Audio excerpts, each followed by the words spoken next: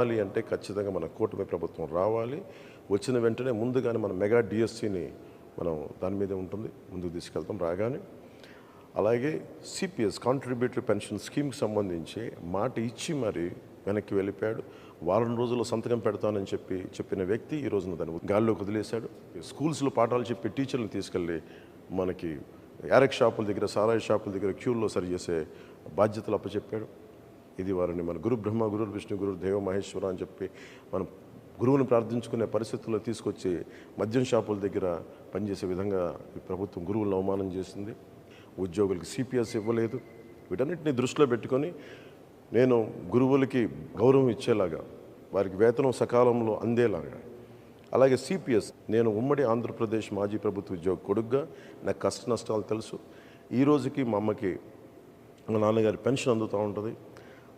దానికి తాలూకా కష్టం తెలుసు నాకు.